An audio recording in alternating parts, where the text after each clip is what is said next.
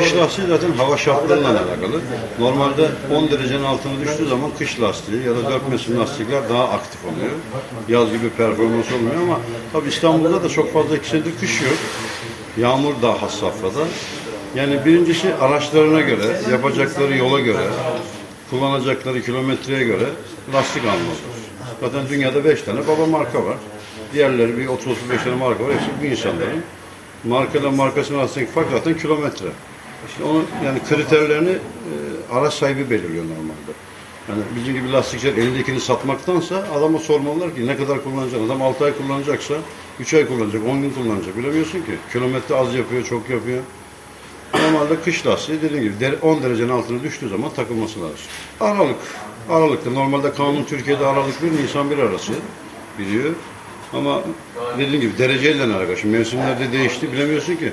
3 gün önce yanıyorduk. Şimdi her taraf soğuk. Akşamları camı çerçeveyi kapatıyoruz. Yani dereceyle alakalı, havayla alakalı. Bilindik, az önce söylediğim gibi bilindik lastikler alınmalı. Marka ile markasının arasında kilometre farkı var. Bunu satıcı arkadaşlar söylemiyor. Şu adam mesela çok yol yapıyorsa ayda 7-8 bin yapan da var. Yılda 8 bin yapan da var. Yani marka ile markasının arasında kilometre farkı var.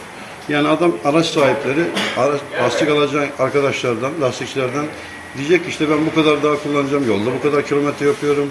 Ya da stabilize yolda kullanıyorum. Bozuk yolda, asfaltta kullanıyorum. Yani araç sahipleri normalde söylemeli ki markalardan şaşmasınlar.